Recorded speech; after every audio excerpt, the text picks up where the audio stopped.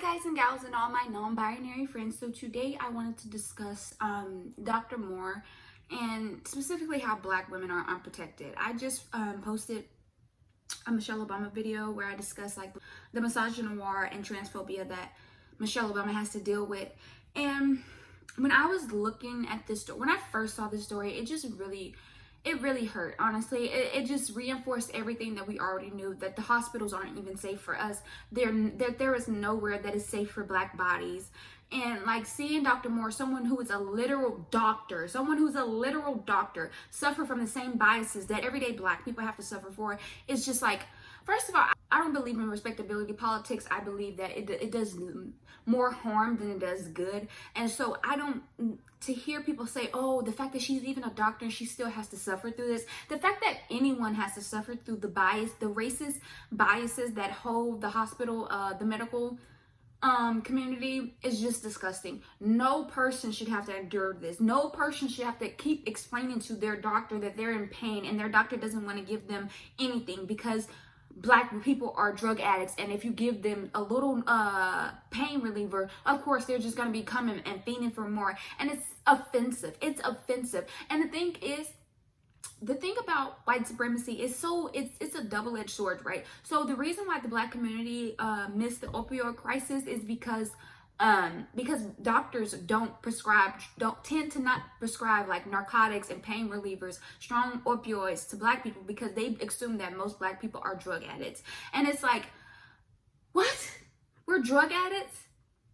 So you just see a Black woman suffering through COVID-19 and you just assume that she's a drug addict, even though you know that this woman is a medical professional. This woman is talking to you on terms that a medical professional would talk to you. This woman has history in the medical field and you think that she's a drug addict. And not to say, I mean, we've all watched Nurse Jackie. We know that people in the medical field can be addicted to drugs, but it's just disgusting. It's disgusting. Like there's no other way to put it. Like when I think of this, when I see Dr. Moore, I understand the respectability politics. It doesn't save the people that play in it, and it sure as hell don't save the people that can't play in it, right? So the people that can't code switch, the people that can't perform for whiteness, it don't save them, and it sure as hell don't save the people that are performing for whiteness. Like I said in the Michelle Obama video, Michelle Obama was sitting at the hierarchy of American society. Like pretty much president and first lady is like royalty. Like, of course, we don't have royals, but that's our royalty in America. Like, she was at the top of it, and she still had to deal with the misogyny and transphobia and misogynoir and transphobia that hurts so many Black people and so many Black women, and specifically and trans people too. And so I say that all to say, like, when I see a Dr. Moore and I see it reinforces my belief that respectability politics is just dangerous. It's fucking dangerous. Like, this idea that, oh, I'm not a criminal, I have a doctorate, look at me, you know what I'm saying? We're not all criminals. It's like criminals don't deserve the treatment that they get. People love trying to say, oh, I'm not this, so you should treat me better. But it doesn't matter if you're not that. The thing that you're trying not to be deserve better than that. Criminals deserve better than this. You understand what I'm saying? I keep thinking about Aloya Toyin and how we lost her because Black women are not protected. Black girls are not protected.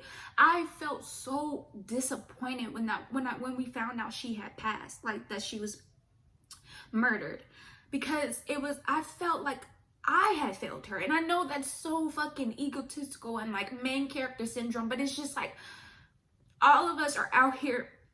All of us are on the internet or we're in the streets fighting for this revolution, fighting and saying, oh, we need to protect Black girls. We need to protect this. We need to protect that.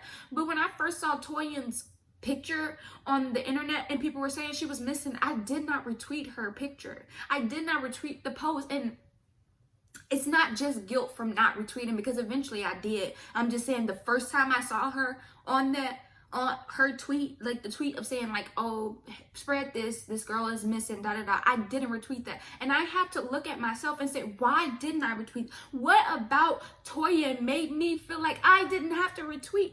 That I didn't have to spread the word that this girl was missing, that this girl who was actively trying to protect my community, the community that I pretend to hold in such high regard, the community that I want to protect the girl that was actually out there doing the work? What was it about her that made me not want to retweet, that made me not want to share and spread the word that she needs to be found?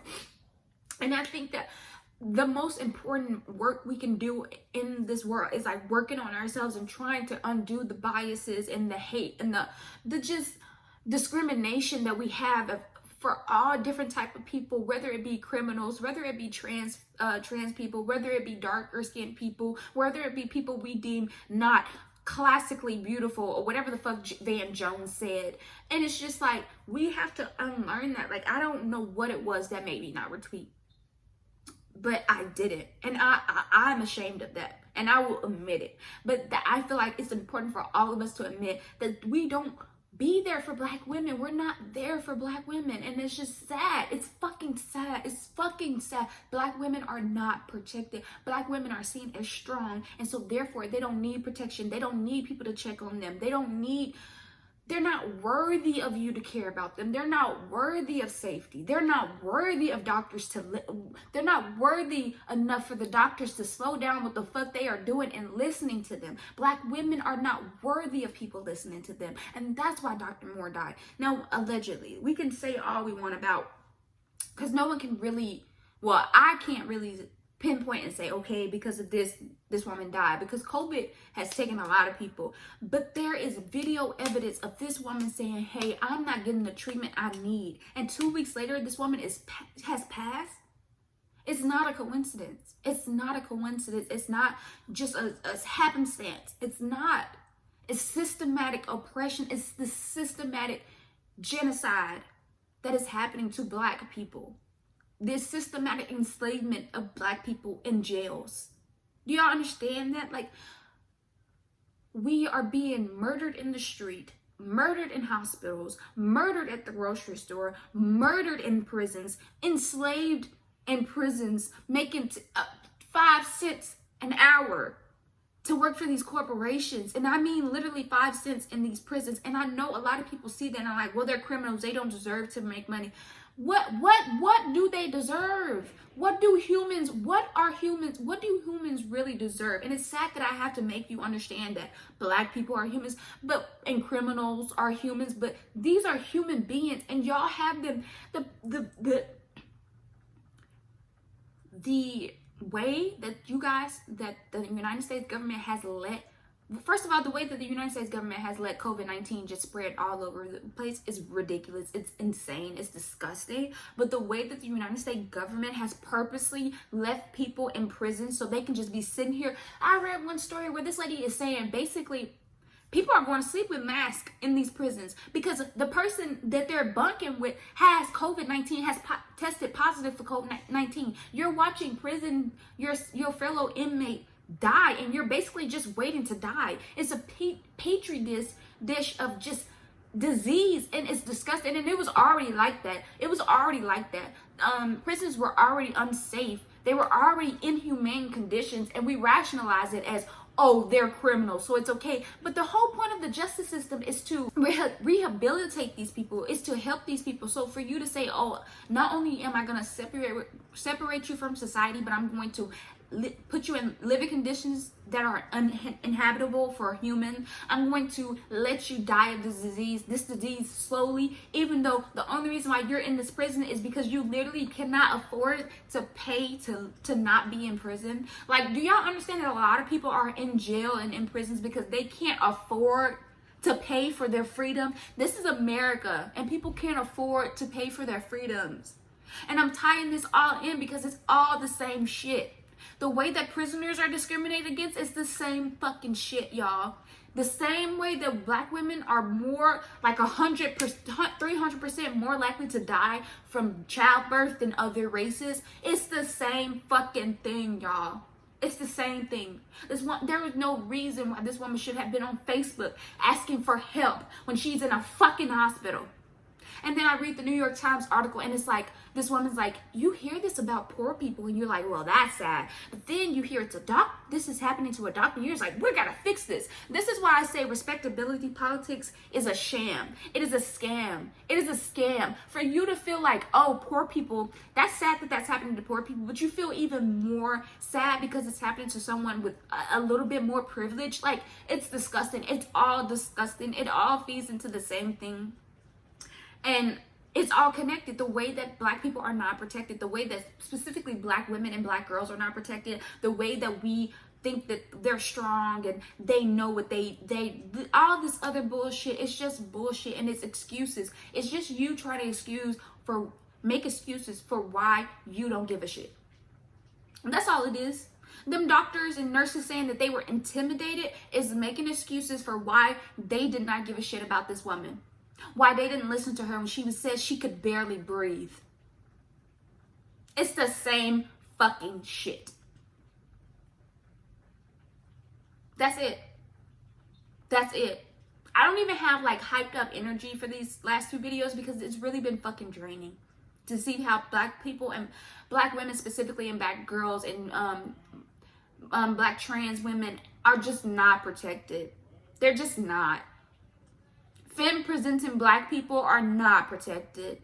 They're not cared for. None of that. The Dr. Moore story hit for so many reasons. And again, I will say one of the main reasons this really hit me is because it's like, I already knew that respectability politics wouldn't save us, but for you guys to be out here like, oh my God, this doctor lost her life and doctors were not listening to her. Yeah, that's fucking disgusting. That's despicable that someone can tell you, hey, I'm actually a part of this field, and judging from my symptoms, I kind of know what I need. And even, okay, I've seen Grey's Anatomy, okay? People say doctors make the worst patients because they think they know everything. But this woman is begging for you guys to give a shit about her life and her treatment, and you can't muster up the feelings to do it because you're so scared of a Black woman.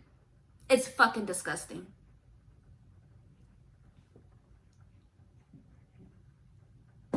I don't know if y'all can hear the rain, but yeah, that's the end of this video.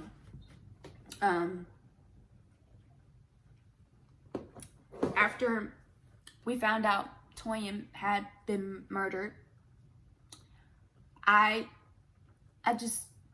wanted to be better, and I wanted to be someone who can say that they cared enough and protected Black women whenever I could and whenever it was in front of me.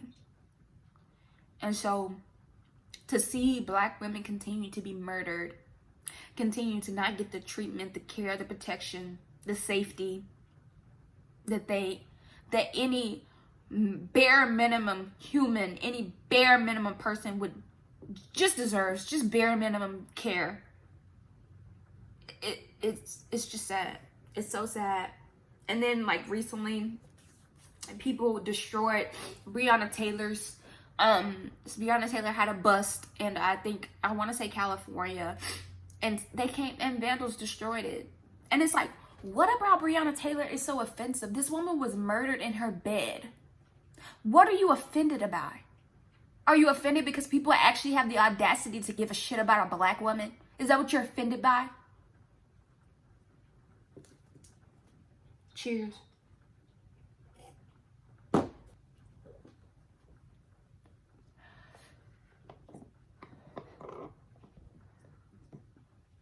If you are alive, breathing, conscious, aware,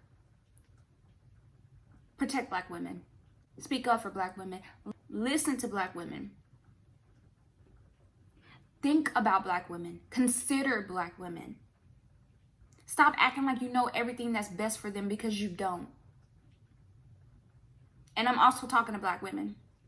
I'm talking to everyone, because all of us participate in the murder and genocide of Black women. The belittlement of Black women. We all participate in it. I just want us to be fucking better.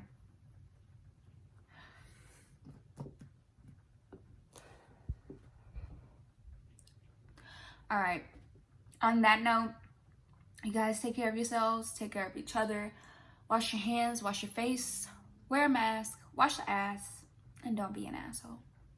Bye.